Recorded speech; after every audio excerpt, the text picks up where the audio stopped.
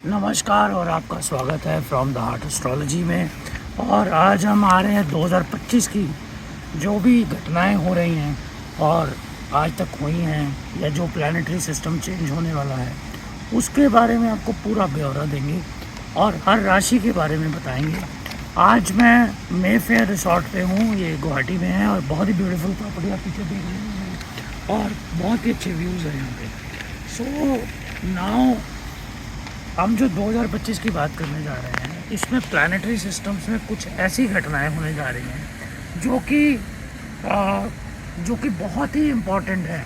Important इसलिए हैं कि 2019-20 में हम लोगों ने बहुत सारी प्रॉब्लम्स देखी हैं और इन प्रॉब्लम्स के अंदर क्या हुआ कि जिन लोगों को तो पता था कि कहाँ पर पैसा इन्वेस्ट करना है, कहाँ पर टाइम को इन्वेस्ट करना है वो तो कर पाए, लेकिन बहुत सारे लोगों का देहांत भी हुआ, मृत्यु हुई कोरोना की वजह से और कई लोगों के बिजनेस भी ख़राब हो गए उसके अंदर। 2025 से मैंने एक प्रोग्राम दिया था, गुरु हो रहे हैं अतिचारी। अगर आप उस प्रोग्राम को देखेंगे, जब जुपिटर सूर्य के पास जाते हैं, जो अभी ऑलरेडी जा रहे हैं, तो जब वो उनके पास जाते हैं, ये 10,000 या 20,000 साल में एक बार होता है, तो वो अपनी एनर्जी को कंज्यूम करते हैं उनसे। तो जो सबसे ज़्यादा ग्रेविटी है वो जुपिटर के अंदर है। इसी वजह से जितनी भी बुराइयों का नाश, अच्छे कामों की शुरुआत और जो भी किसी भी पाप के ऊपर से विजय पाना, वो सिर्फ गुरु का काम है। तो जब वो पावर में नहीं होते तो अत्याचारी हो जाते हैं। अत्याचारी इन द सेंस कि ये हो जाता है कि अत्याचार बढ़ जाता है और बहुत सारी चीज़ों का नुकसान होता है, युद्ध होते हैं, पाप की बढ़ोतरी होती है। तो 2025 से लेकर 2034 तक मैं हमेशा कहा दुनिया की आबादी 30% कम हो जाएगी। इसमें कारण क्या है? आप देख रहे हैं वॉर चल रही है 5 जगह, 10 जगह, 15 जगह, और उसका फ़र्क ये आया है और गैप बहुत ज़्यादा बढ़ रहा है। हर चीज़ की महंगाई ज़्यादा बढ़ रही है। आपकी इनकम से बहुत बार 15,000 की इनकम में आप गुजारा नहीं कर सकते और 15 लाख में घर भी नहीं ले सकते और 15 लाख आपके पास है भी नहीं। So you need to earn in dollars now. So ये सारी जो चीज़ें हैं, ये सारी चीज़ें 2025 से शुरुआत हो रही है 2034 तक। ये समय बहुत ही गंभीर चलेगा। और सबसे बड़ी बात है, इस 2025 में शनि और राहु का मिलन होने वाला है, जो कि बहुत ही ज़्यादा आपके लिए आपको ज़रूरी है उस चीज़ को समझना, क्योंकि ये पिशाच योग होगा जिसमें जो उत्तर दिए हैं आज तक राहु ने दिलवाए हैं उस नक्षत्र में बैठ के जब वो पाइसेस में थे, अब उसका पिछला अवलंकन करने के लिए वो शनि से मुलाकात होने वाली है और शनि उन्हीं की राशि में थोड़ी देर के लिए आके इसी में आके उनसे वो हिसाब किताब लेंगे। शनि न्यायाधीश है। शनि ये जो मिलन होने वाला है ये 29 मार्च और 18 मई के बीच में होने वाला है। फरवरी 2024 से ये जो है शुरू होगा और कुछ डेट्स जो हैं जो अगस्त की है, जून की, और जून 14 से लेकर 13 अगस्त तक ये भी बहुत ही खतरनाक रहने वाली है दुनिया के लिए। और जुपिटर जो है मई में अपना स्थान बदलेंगे और रेट्रो भी होंगे अक्टूबर के अंदर और वो जाएंगे जेमिनी राशि के अंदर और साथ में कर्क राशि में प्रोग्रेसिव होके वापस रेट्रोग्रेड होंगे। ये बहुत ही कम होता है, जैसे वो दूसरे स्थान में है तो पहले में जाएंगे अगर रेट्रो है तो। यहाँ उल्टा हो रहा है, यहाँ तीसरे में से चौथे में जाएंगे, फिर चौथे से तीसरे में आएंगे। तो इस तरह का चलन है इसके अंदर। तो उसके बाद राहु और केतु अपना स्थान बदलेंगे और 18 मई को, और वो पूर्वाषाढ़ा, उत्तरा भद्रापड़ा और रेवती नक्षत्र में ट्रेवल करेंगे जो ये रहेगा। और केतु जो है अपने गोचर को भी चेंज करेंगे, जो सिंह राशि में आएंगे उनके साथ साथ, और पुनर्वसु और पूर्व फाल्गुनी नक्षत्रों में वो रहेंगे और पुष्य नक्षत्र में वो रहेंगे। ये नक्षत्रों में कुछ उनके मित्र नक्षत्र हैं, कुछ उनके ऑपोजिट नक्षत्र हैं, जिसका असर आपको आपकी लाइफ पे और दुनिया पे देखने को मिलेगा।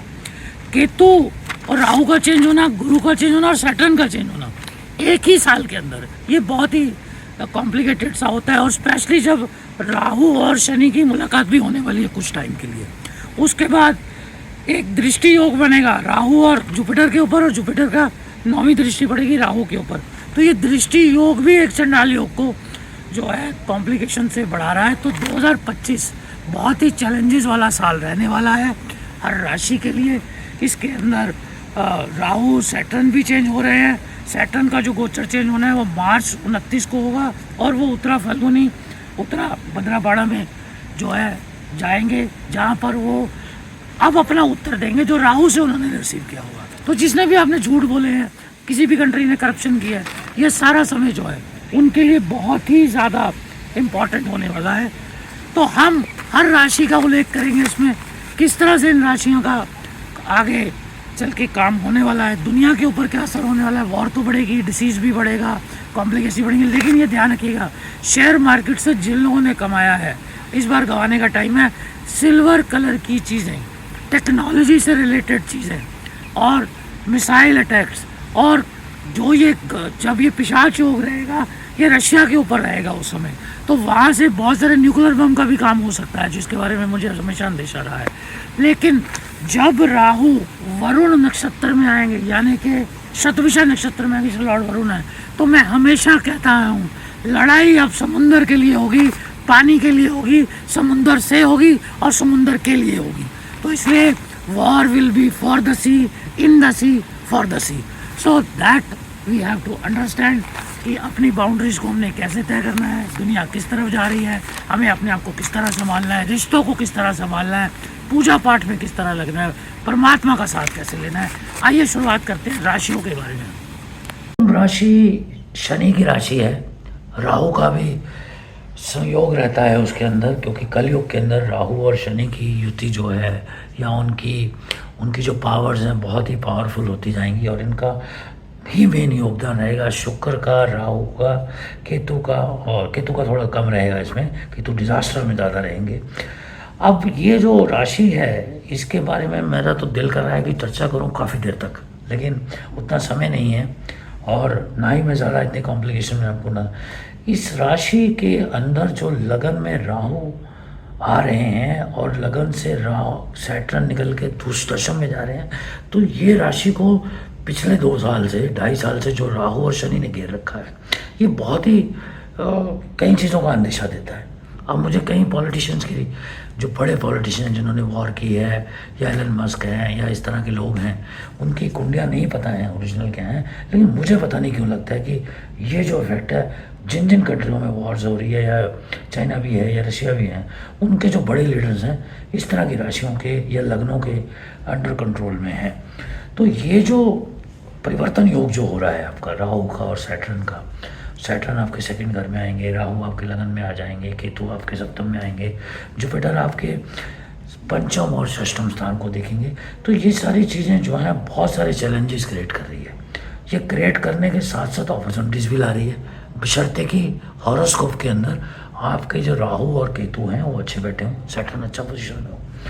तो यहाँ पर इनकम भी बढ़ेगी, कर्म भी बहुत अच्छे होंगे, और बच्चों की स्टडीज़ भी अच्छी जाएगी, और थोड़ी तलखी आ सकती है स्पिरिचुअलिटी को लेके, आपका बढ़ावा मिलने के चांसेस हैं जो कि आपकी वाइफ की तरफ दे रहे हैं। कॉम्प्लिकेशंस जो हैं आपके अपने करेक्टर में आ सकते हैं, लोग ढाई तरीके से आपकी तरफ देख सकते हैं। लेकिन ये चैलेंजेस को अगर आपने अपनी स्पिरिचुअलिटी से, भक्ति से, प्रार्थना से, मंत्रों से पार पाया तो आपको इसका बहुत ज़्यादा फ़ायदा मिलेगा। तो बहुत ही जटिल और बहुत ही एनर्जेटिक और बहुत ही एक्साइटमेंट वाला साल 2025 आपके लिए रहने वाला है। कई चीज़ें ऑपोजिट होंगी, कई चीज़ें आपकी फेवर में होंगी, और आपको अपनी प्रतिभा पर पूरा भरोसा रखना है, ताकि आपको इन चैलेंजेस से पार पाने के लिए आपके ग्रह और आपके नक्षत्र मदद कर सके। हम भी आपके लिए दुआएं करेंगे कि 2025 आपके लिए बहुत अच्छा जाए और आप हर चैलेंजेस को पार करें। देखते रहिए from the heart astrology. God bless you.